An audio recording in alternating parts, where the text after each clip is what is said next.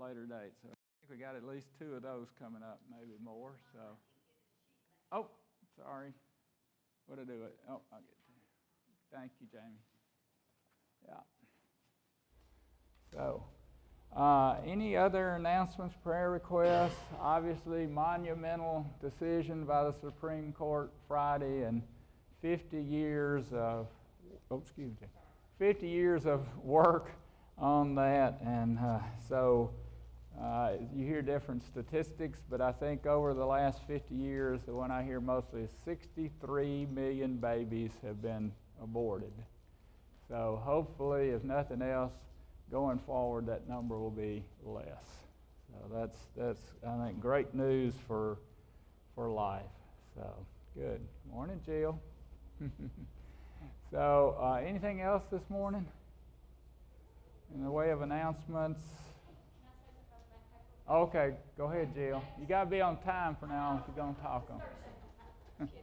Collection dates are going to be September 18th through October 23rd, and we're still, I talked to you last week about our class if we want to take up money. Yeah. If we did that, or even if we did, it's going to be a total of about $500. So we may not want to shoot for all that, but if we want to, contribute towards that, that'd be fantastic. And I've already gotten a little bit from some people, so okay. Whatever you feel like. The backpack ministry is we fill up backpacks with school supplies and food and toys and stuff for Christmas, and it goes to the kids in Appalachia.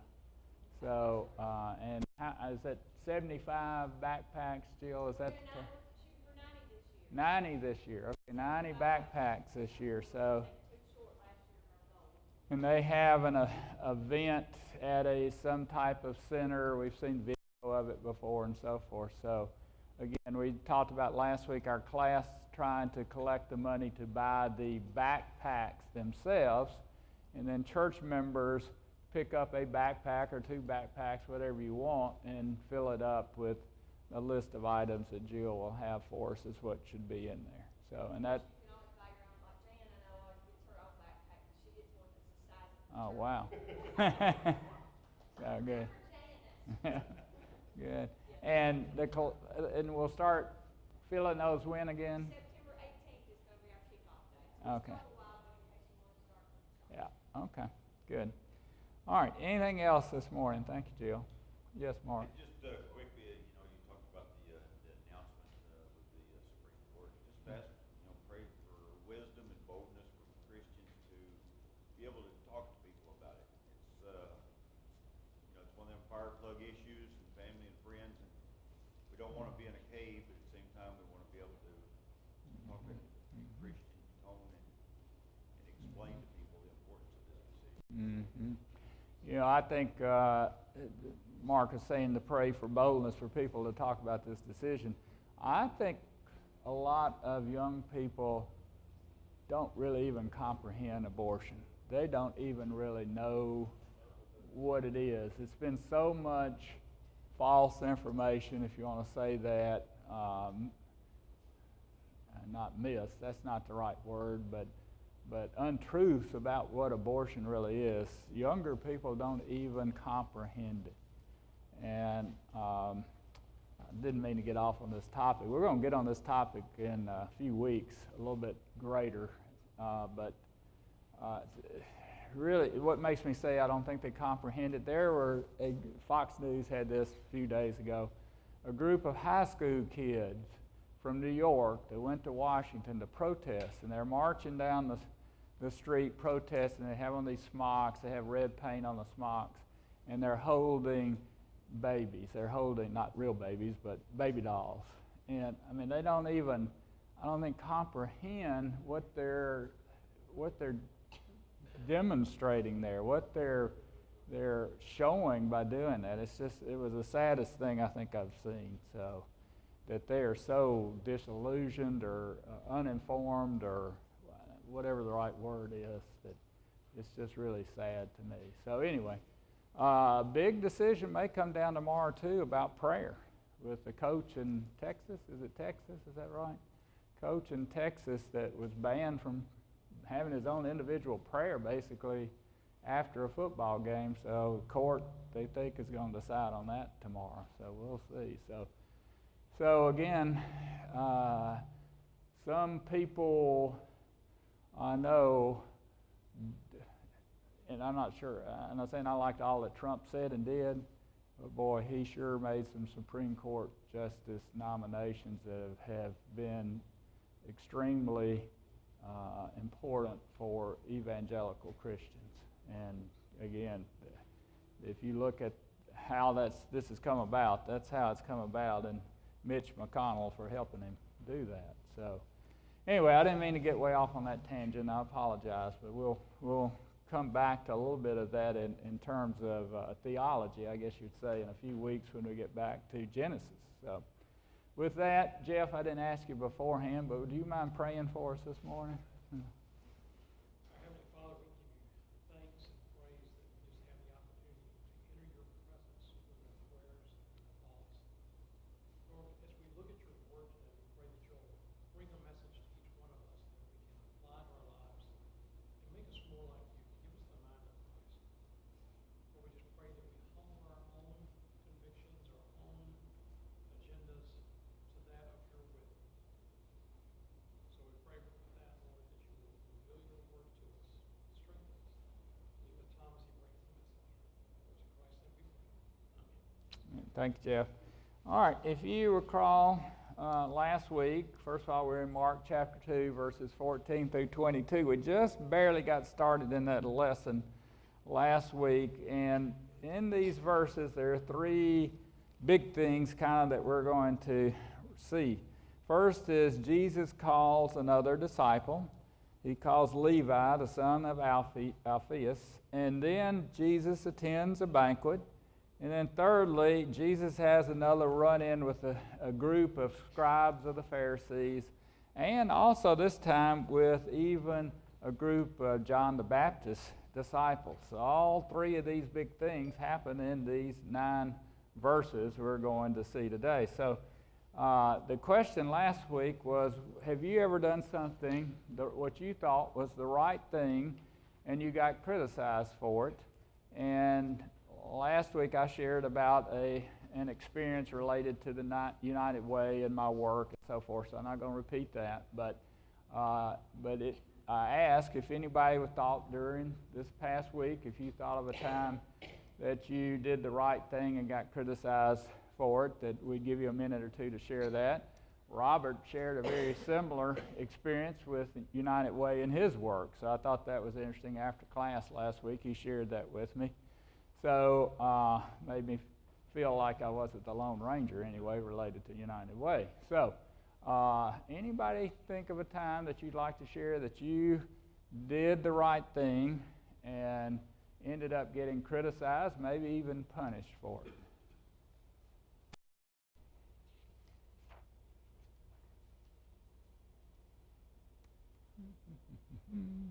All right, good. Everybody's either you hadn't done the right thing or hadn't been criticized or punished for it, one or the other, so I guess that's good. So anyway, in these verses today, we'll see that Jesus does the right thing. That's where I'm going with this thought. So, and the result of his doing the right thing is also criticism and scorn. So doing the right thing doesn't always result in a favorable outcome for the person who does the right thing. Jesus, again, being the example of that as such. So there's an old adage that says, no good deed goes unpunished. And unfortunately, oftentimes that is true. So the parallel to that is sometimes doing the right thing results in criticism and scorn and possibly even punishment. So with that, Martha, if you would read verse 14 of Mark chapter 2. As he passed by, he saw Levi the son of Alphaeus sitting in the tax booth, and he said to him, "Follow me." And he got up and followed him. All right, so if you were listening to the pastor's sermon last week, you know the answer to this question. Who was Levi the son of Alphaeus? Matthew. Good. We had some good listeners last week, so probably knew that anyway. Matthew's occupation he was what? A tax collector. The pastor compared him somewhat to an IRS agent last week. Well, I really think that's an understated comparison.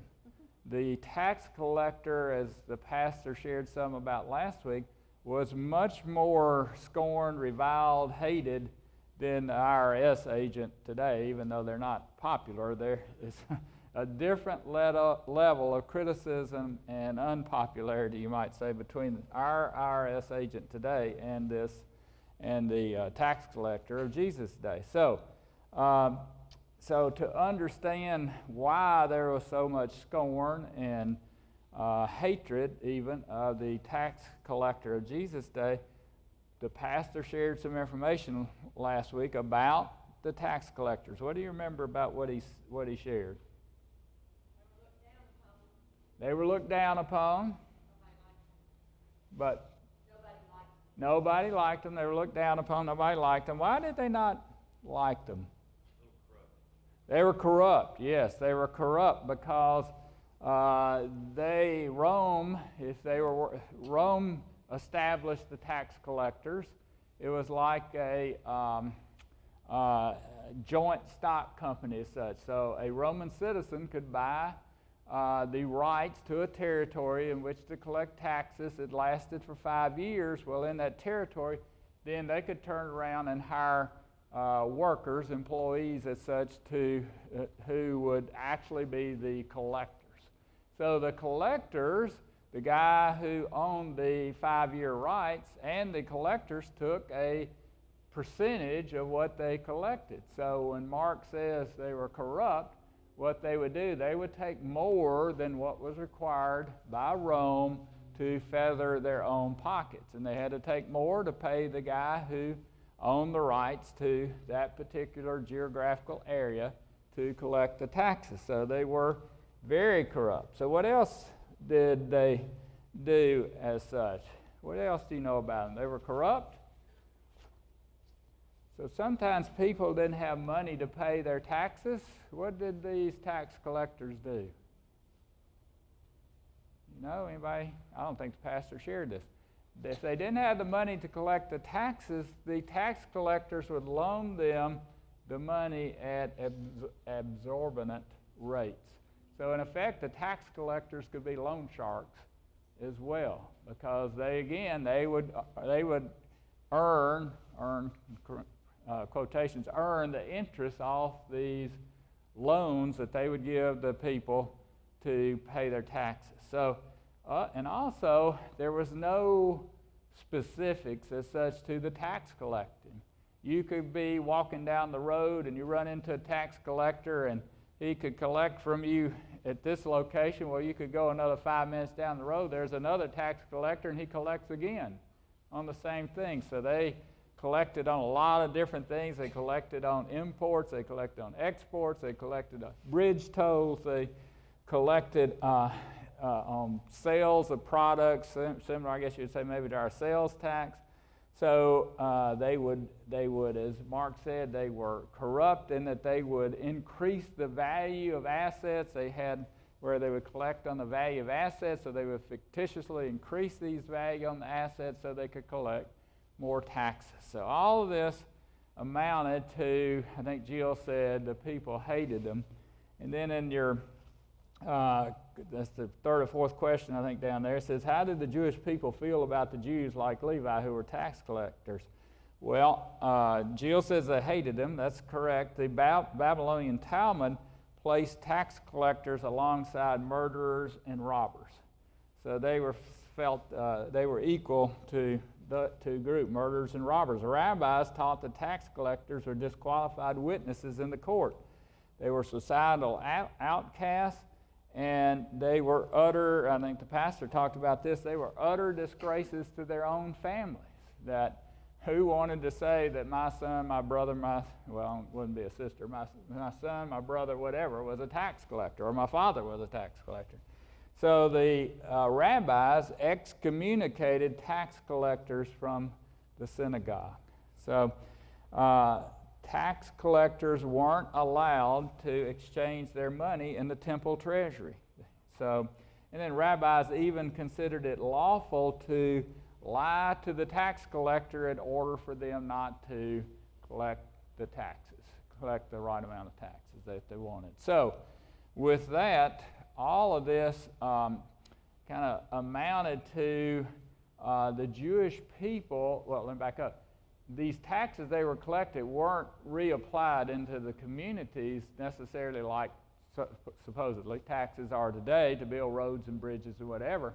The taxes went to Rome, other than what the tax collector skimmed off. So in effect, the people, the Jewish people, were paying the Romans as such to, what's the right word here, to be oppressors. They were paying their oppressors to oppress them.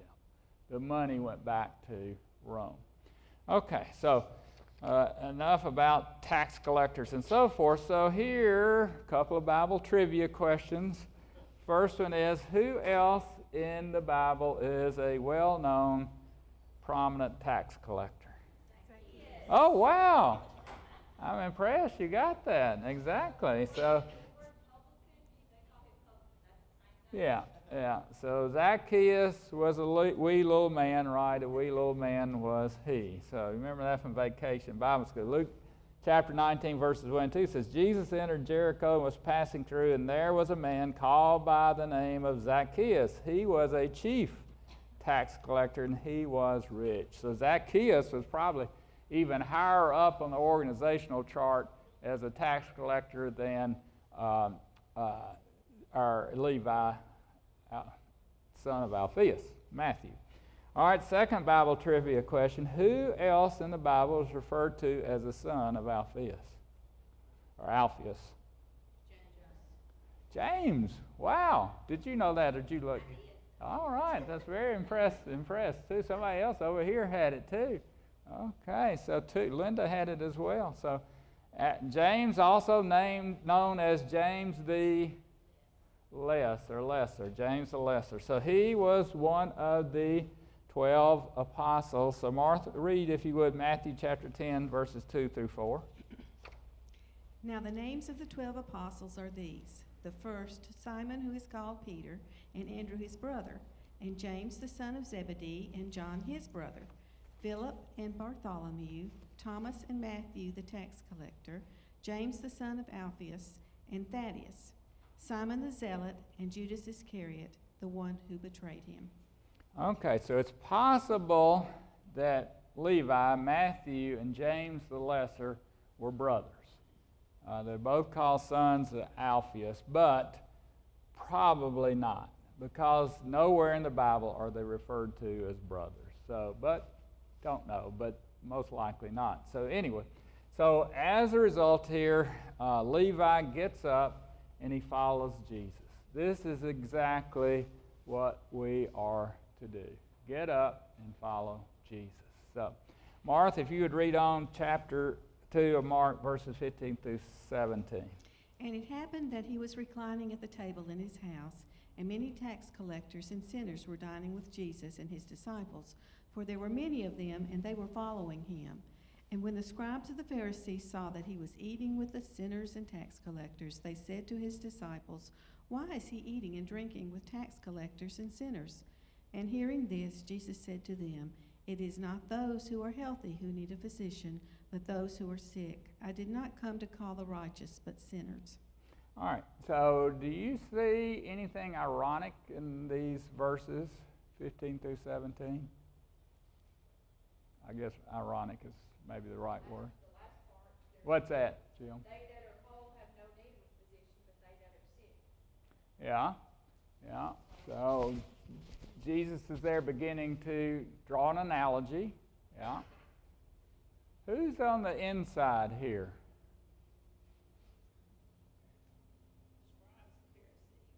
The scribes and the Pharisees are thought they were perceived to be on the inside, but who's in there and having the banquet? The tax collectors and the sinners are on the inside. They're inside there with Jesus having this banquet, and who's on the outside being critical? Scribes of the Pharisees, the supposed religious elite of the day, the religious establishment of the day is on the outside looking in, being critical in those who were thought to be the worst of society. The tax collectors and Levi's buddies as such are on the inside with Jesus. So Levi models at least two things that we as believers should be doing. What are these two things?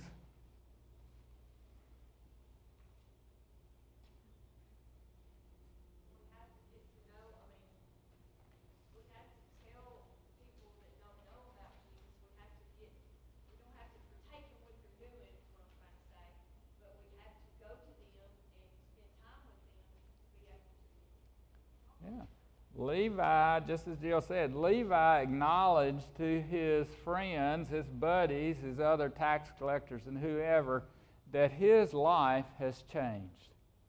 And he then invites them to the banquet at his house to see, for him to tell them, show them how his life has changed. That's one, okay? So Levi began immediately witnessing of Jesus. What's the second thing he does?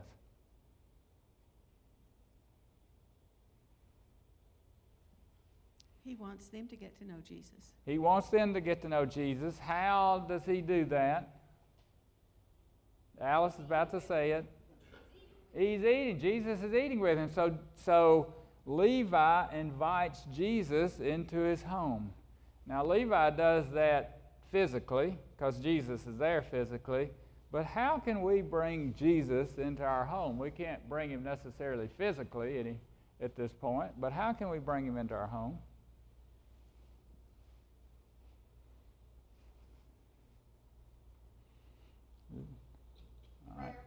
Prayer, certainly prayer. Yeah, thank you. Was that Debbie back there? So somebody. Prayer. Who was I? Oh, Kim. Thank you, Kim. Pray. I know you've got me totally confused, Kim. Prayer. What else? Good one. Fellowship with other people. Fellowship with other believers, other people. Bible study, certainly. We sense when you give a drink of water or what you care for other people, you're caring for him. So I think when we do those services to others, we're entertaining him. Yeah, hospitality. Hospitality to non-believers and believers, to the simple level of giving a drink of cold water. Somebody else said something back there. Simply praying before your meal, asking. Oh, yeah. May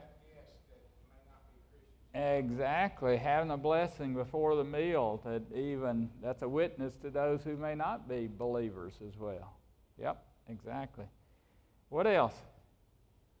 Have you ever shared your home with a missionary or somebody else like that? Kids, they're going to camp or whatever. They used to stay a lot in homes and so forth. So that's also a way to bring Jesus into your home. So hosting a Bible study, hosting a prayer group, so forth in your home. So all of those, I think, is how we, even today, can bring Jesus into our home. So with that, when the scribes of the Pharisees see Jesus dining, eating with these sinners and tax collectors, what do they ask Jesus' disciples there in verse 16?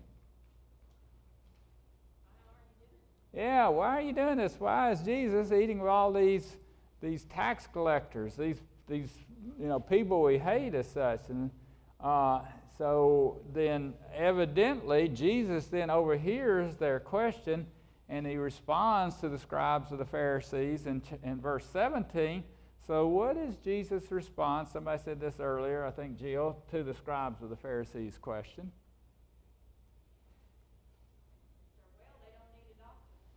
They don't need a doctor. He says, he plainly, I think, states his earthly mission. I did not come to call the righteous, but sinners. There in verse 17. So then he goes on to provide an analogy in verse 17 related to his earthly mission. And the analogy uses, now, Jill, it's time to say that. Yeah, the analogy is that to a physician. If you're well, you don't need a physician, but if you're sick, you do. I think it's interesting that unlike physicians today, Jesus made house calls, right? He was a concierge physician, so he didn't. You didn't have to go to his office. He came to you, and I think that's the same for us. That we are to go to those who are in the need of healing. And as we talked about that word compassion, we are to show compassion. We are to take action and demonstrate Jesus' healing power and touch through us going out as Jesus' representatives. Okay? So Jesus, as a great physician, he always makes a perfect diagnosis. He always provides a cure. And the great physician has also already paid the bill when he died on the cross for our sins. Unlike physicians today where you got to pay them, Jesus paid the cost for us. So I was looking at a recent Dr. Jeremiah devotional. Now, have any of you heard of the Jesus movement? Do you remember the Jesus movement by chance? A few of you kind of nodding, kind of, sort of, maybe. Well, the Jesus movement in this devotional is kind of a 20th century version of Levi and his friends. And I'll read a little bit of this devotional from Dr. David Jeremiah. It says, one of the silver linings of the 1960s countercultural decade in America was the rise of the so-called Jesus movement. Many young people, part of the hippie movement, began finding their way to Bible studies, then churches in Southern California. When they showed up in traditional churches, they caused a stir. Long hair, sandals, beads, guitars, jeans, and an unfamiliar vocabulary. Some churches were not sure how to relate to them and discouraged their attendance. Thankfully, many other churches welcomed them with open arms, resulting in many new followers of Christ. When Jesus embraced the marginalized members of first century society, tax collectors, prostitutes, and other sinners, the religious establishment was critical. But Jesus' explanation was clear. Those who are well have no need of a physician, but those who are sick. I did not come to call the righteous, but sinners to repentance. Jesus is still welcoming sinners today, whether mainstream or marginalized. Jesus demonstrates the depths of his love by welcoming those who others reject. Whenever you feel left out, for whatever reason, Jesus welcomes you to his table. All right, so Jesus is a great physician, but unfortunately, there are some patients that he cannot heal. Who are some of these patients that Jesus cannot heal?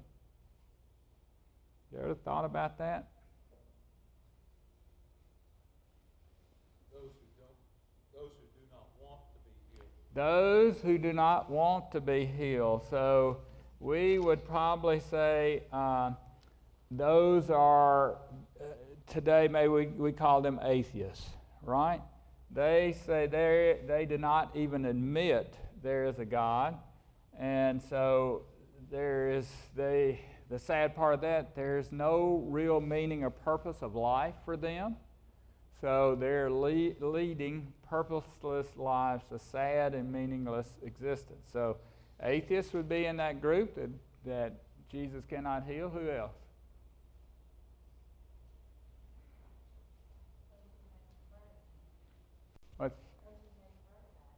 Those who've not heard about him. Exactly. Those who've not heard about Jesus cannot be healed. So taking this analogy of the great physician a little bit further, to those who've not heard about it, we are to be the ambulance drivers. We are called to get those people to Jesus.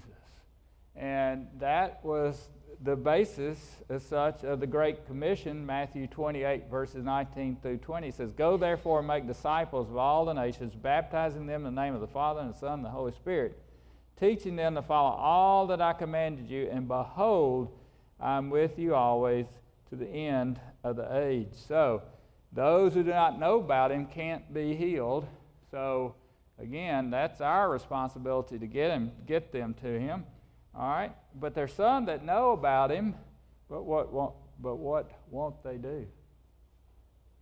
They reject him. They reject him. So those today we would call agnostics. They know about God, but they refuse to place their faith in him and trust him for salvation. Probably the scribes of the Pharisees of Jesus' day would fall into this category of the agnostics. So were the scribes of the Pharisees sinners, or were they righteous? Depending on who you ask. Okay, I'm asking you. So they were sinners who thought they were righteous. Exactly. So they had the sin illness, but they didn't know they were sick, right? Or they didn't recognize they were sick. So similarly to today, many people do not recognize they are sick and need of healing from the great physician. Okay?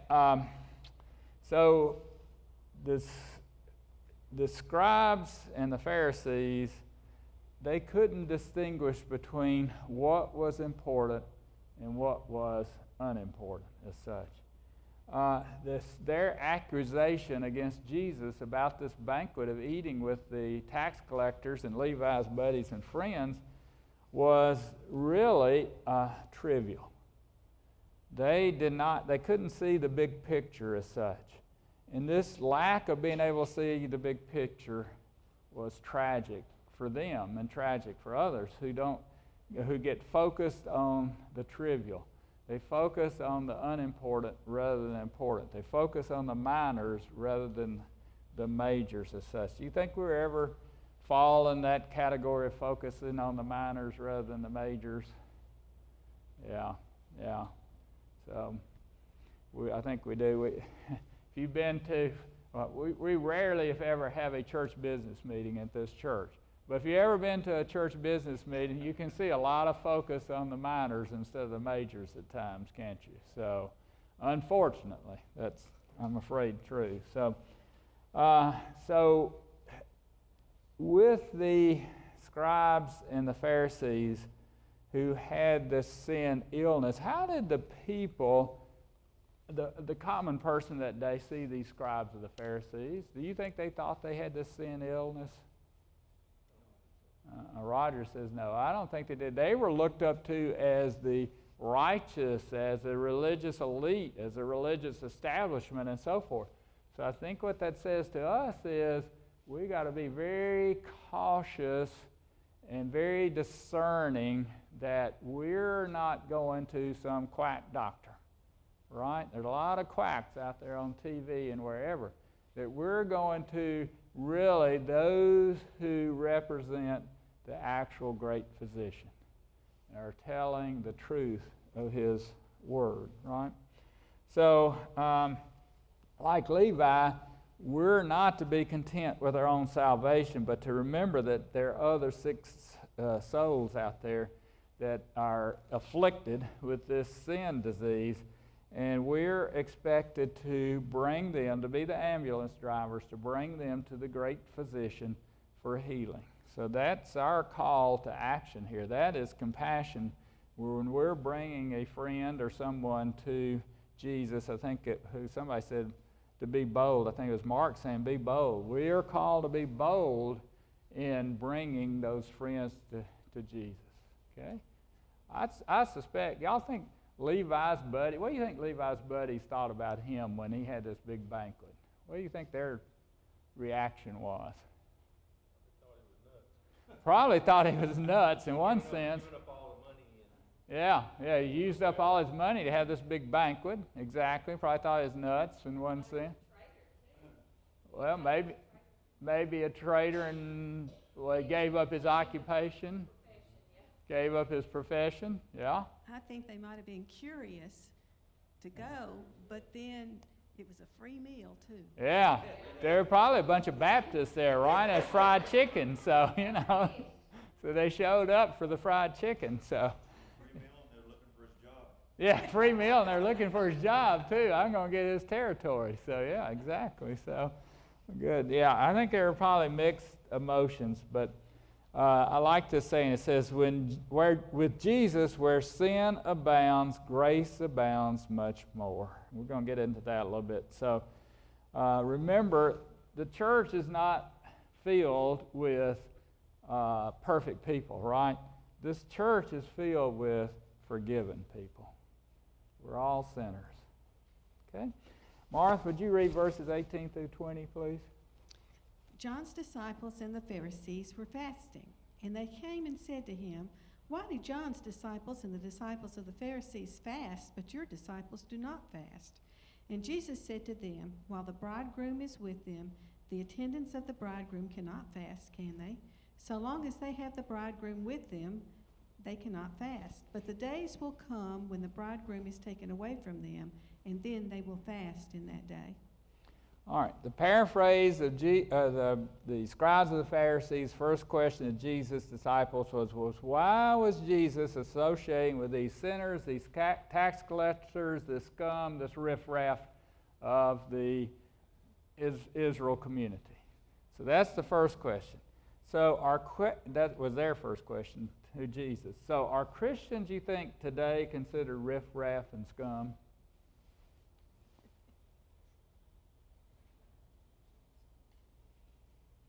In some places, In some places, yeah. the deplorables. We're been called the deplorables, basically, yeah. So, how do you think, what is the perception of the evangelical Christian today by the world? Not intelligent? Yeah. Sometimes people think they're better than, people think that we think we're better than them because we're in church and we, I don't know. We're goody two-shoes. Right, yes. Goody two-shoes. Think we're goody two-shoes, maybe. Been called a saint. Saints, but they're not saying it in a complimentary way, are they? I take it as a compliment. You take it as a compliment, but they may not mean it that way, right? Yeah, exactly. Jesus freaks. Jesus freaks, yeah. Freaky. Yeah. Run the risk of either being in the center group or in the Pharisees and Sadducees group. And so it's really difficult to say who we are. Yeah. Really difficult for us to say who we are, or the world to perceive. Okay, yes. Okay. I think there's some other thought out there that evangelical Christians are out of touch. They're homophobes, right? Have you heard that before? That we don't appreciate diversity and inclusion, right? Heard that one? So I think in a sense, even though we're kind of viewed, maybe kind of what Jeff was getting to, we're kind of viewed as the religious establishment. At the same time, though, the world views us more in the Levi kind of camp. We're scum and riffraff. We don't really know what we're up to, right? So what's the second question the Pharisees asked there in Mark 2, 18 through 20?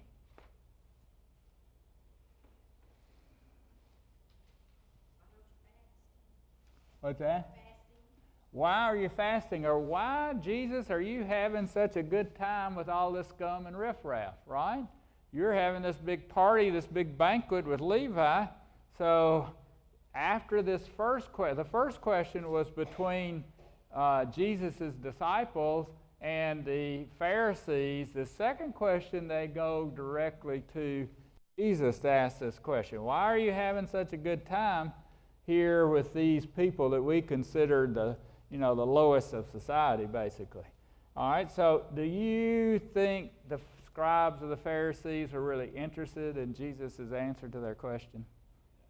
No, they weren't. I think I agree with Mark. They weren't truly interested in the answer. They were trying to ask this question to point out how wrong Jesus was for doing this. So have you ever done that? I think I've done that before. You ask a question, you're really trying to get an answer that points out, hey, you're wrong, buddy, and I'm right. So that's what they were kind of trying to do there with that question in a way.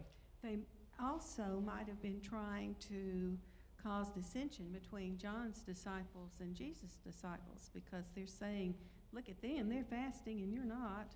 And so Yeah, And maybe John's disciples were thinking, yeah, maybe so. yeah. Maybe there's some Yeah, we're going to difference. get into that, so, because now in these verses, the Baptist disciples kind of join into the questioning. We're going to get to that in just a second about, what's going on in their heads to do that. But here we have here we have John the Baptist disciples who are spiritual, let's call them spiritual, and they're questioning Jesus, they're questioning God. So is it acceptable for us to question God?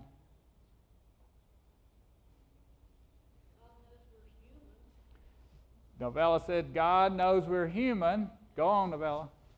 Preach on. Maybe all of us at some time in our life have said, why God? Why Yeah. me? Or why did this happen? Yeah. So Novella said that probably in all of our lives at some point we ask, why me? Why this God? Whatever.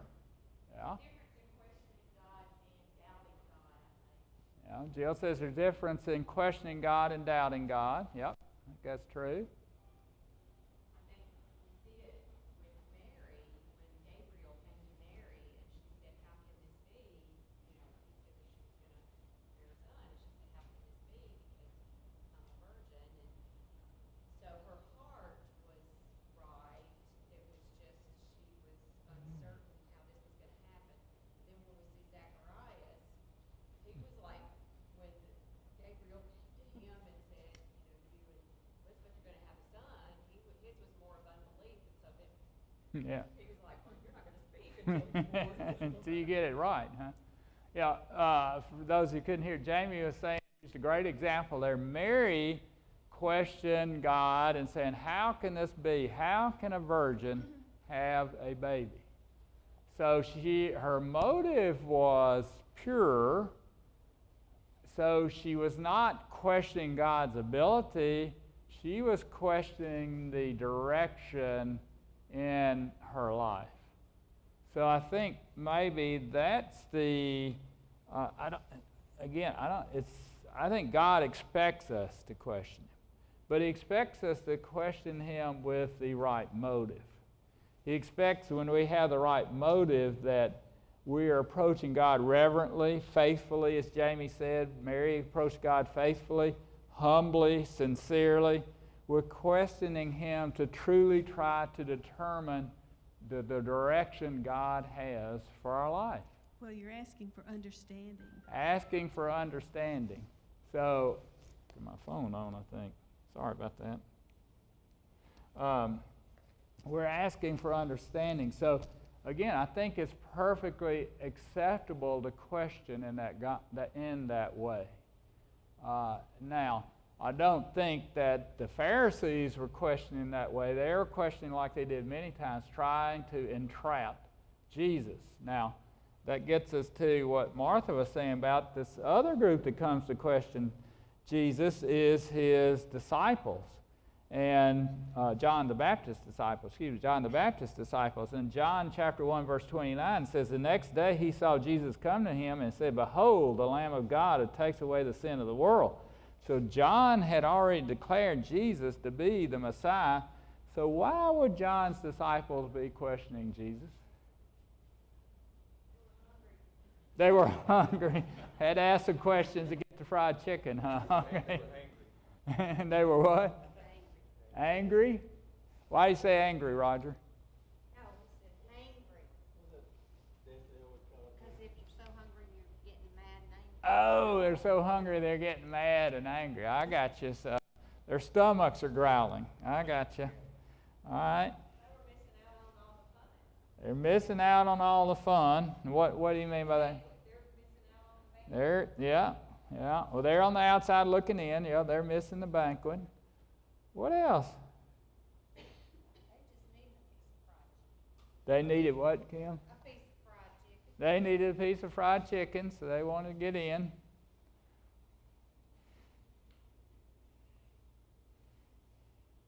Why do you think John's disciples were questioning? Other reasons, other than they were hungry. Was that after John had been beheaded, or was that? John's in prison at this time. Okay. Yeah. I think that's a part of it. What?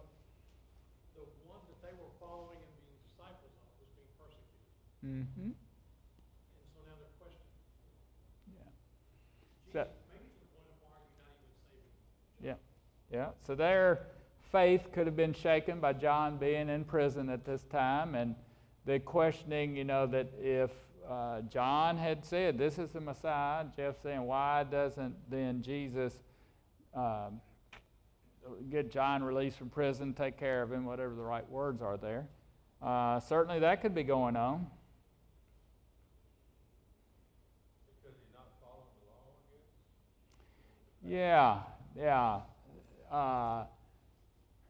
So with that, Roger says they could be perceived as not following the law. So here you got these devout, quotation marks, devout religious leaders, the Pharisees, who are supposed to be the leaders, and they're questioning Jesus. So, John's disciples could have said, they're questioning Jesus. So they could have gravitated toward the Pharisees and appeared, to want to appear devoutly religious as well. I mean, these are the stalwarts of religious society, and they're questioning.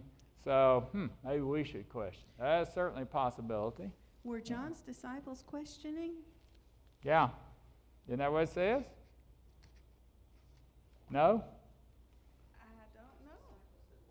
They were fasting. It says, "Why did John's disciples and Jesus said with the group?" I don't know. It seems to me like they're trying to compare Jesus to John and maybe put a little split in there between them. I don't know whether are they questioning or just the Pharisees? I read it that they were questioning, but maybe not. Once you said that again, I look back at it. Maybe they're not questioning.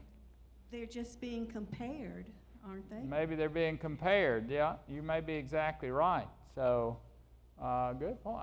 I read that, and what I looked at, read it as... Yeah, that's the question. When I read the they, I read it as the Pharisees and John the Baptist, but maybe you're right that they're But they wouldn't comparing. call them, it says, why do John's disciples, would they call themselves, why do John's disciples and the disciples of the Pharisees fast? I don't know. Yeah. I So, just you're wondered. bringing up a good point, though. Again, from what I read, they were questioning as well, but the way you read that there, maybe they're not. So, If you look back at Matthew, the same chapter, it says the disciples of John came to him and asked him. yeah, yeah, that's kind of where I was coming from as well. Thank you, Jeff. So Jeff says in Matthew, it's clearer that John's disciples are questioning as well. So anyway, I think some of the reasons is some of John's disciples may not have even been aware that John the Baptist had called Jesus the Lamb of God, that he called him the Messiah. They may not have been there at that event. They may not be knowledgeable of it. So they could be questioning for that reason. Some, just like human nature, for us, they could be jealous. Hey, our leader's John the Baptist. He's the number one guy. You've got all this popularity. John the Baptist is in jail. So we're jealous, so we're questioning, you're who you are, I guess you'd say. So that, I think, could possibly be a reason there. And then the fourth reason, I think, is some of them could truly be confused and are seeking understanding as to who Jesus really is. They could actually be sincere and be questioning for understanding. As we talked about before, they may have the right motives. Their heart may be right. They're really just trying to figure it out and understand. Even Jesus' apostles didn't understand who he was, so you could expect that John the Baptist's disciples probably didn't get exactly who Jesus was either.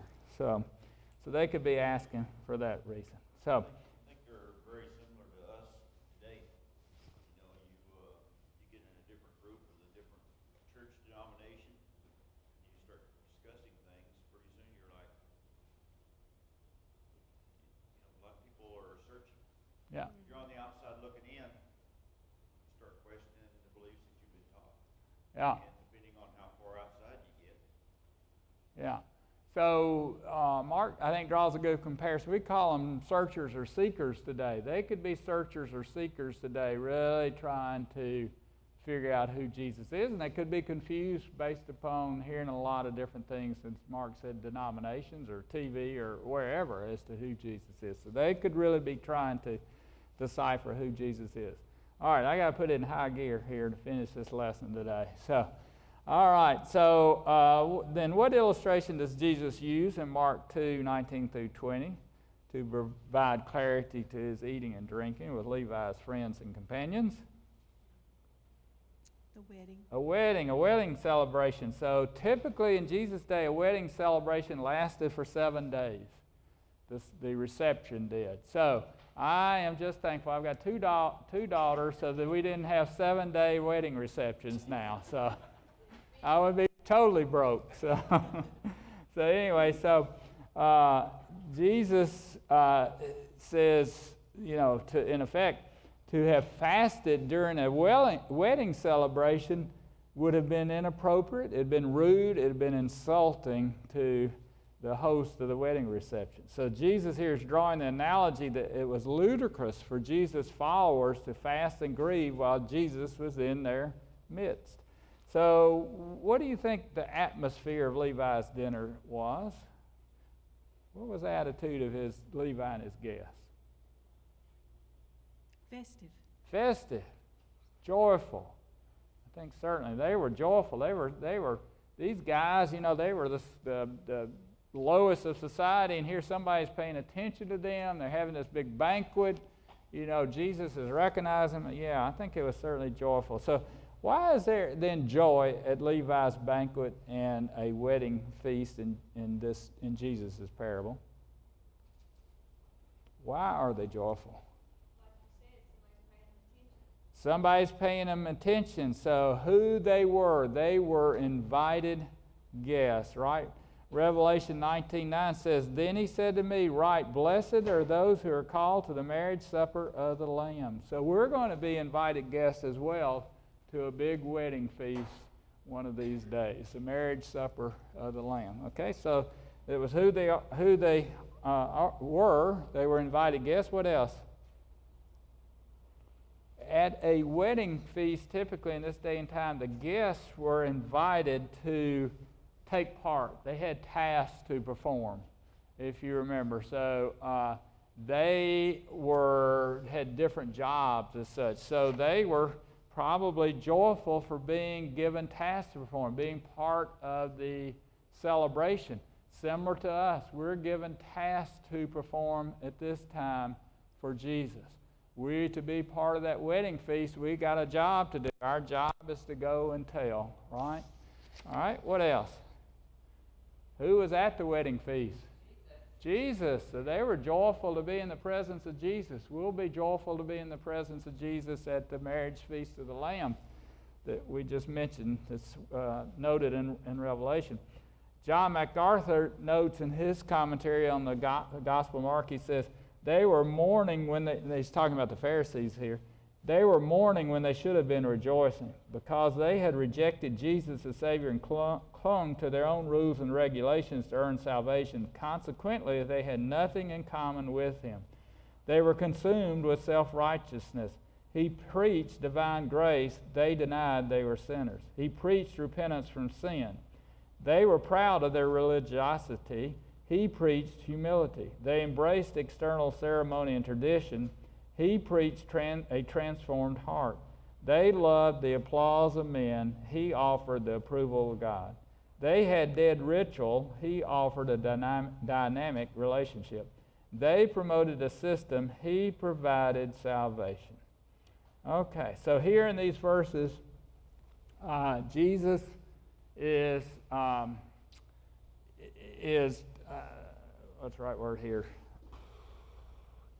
Jesus is giving them kind of a glance, you might say, into the future. He's telling them the bridegroom won't always be with you.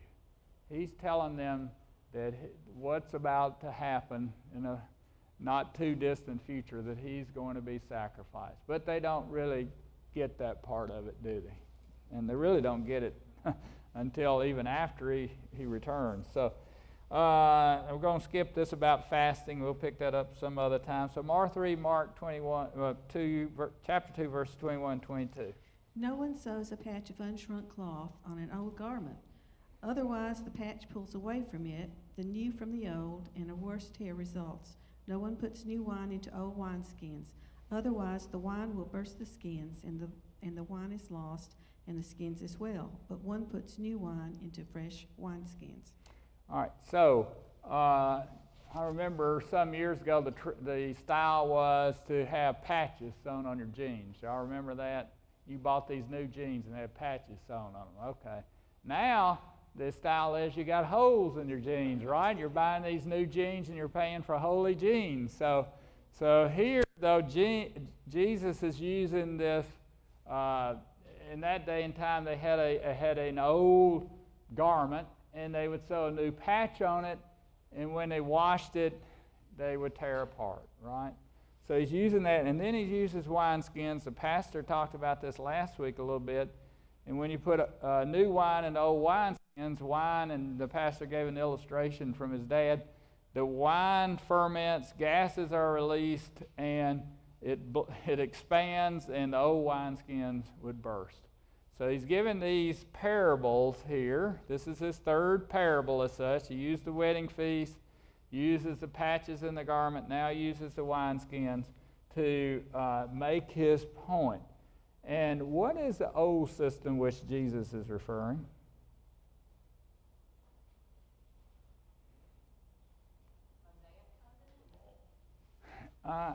Mark said the Mosaic covenant, the law.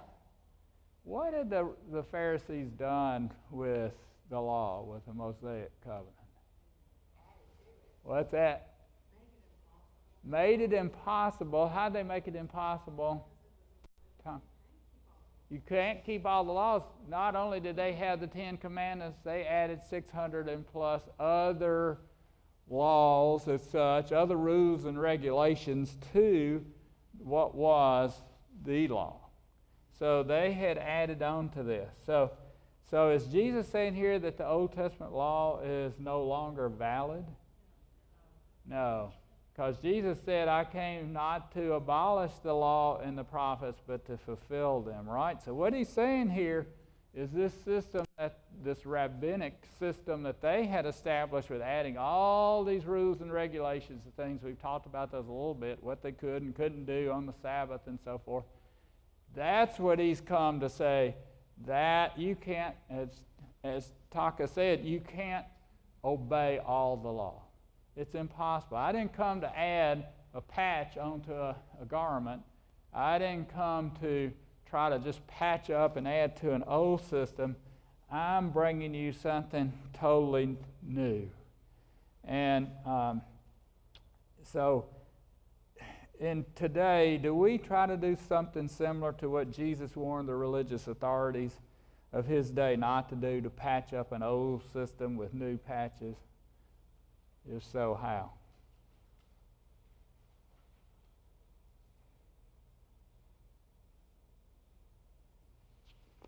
Any thoughts on that? Well, we'll close with this. Oh, we're out of time. We're going to close with this little story. You've probably heard this before. So yes, I think we do. And it's kind of like the granddaughter who was cooking Christmas dinner. And she had this ham, and she was getting ready to bake it, and she slices off one end of it, and then she slices off the other end of it, puts it in the pan, and starts to cook it. Well, her husband's there, and he says, why'd you cut off the ends of the ham? And she says, well, my mother always did that. Okay, well, why'd your mother do that? And so the granddaughter calls her mother and says, why'd you cut off the ends of your ham? She says, I don't know. It's because your grandmother did that. So let's call her. So they call the grandmother, and the grandmother, they ask her, why'd you cut off the ends of the ham? And she says, my pan was too small for the ham. So that's kind of like us sometimes, tradition. We keep doing things that we don't know why we're doing them. And they're not necessarily the right thing, right? So Jesus is here saying, you're not to follow all these traditions You're to have a relationship with me. I'm not bringing a new system, a new group of rules and regulations. I'm bringing to you a relationship that's based upon your faith in me, Jesus. All right? Okay. Well, we're a minute over. Thank y'all for being here. I appreciate appreciate you being here this morning. So thank you, and hope you enjoy the service or appreciate the experience of the service this morning, and that you have a blessed week. Thank y'all. Stan, I didn't want to say over there that people. My strength is almost gone. How can I carry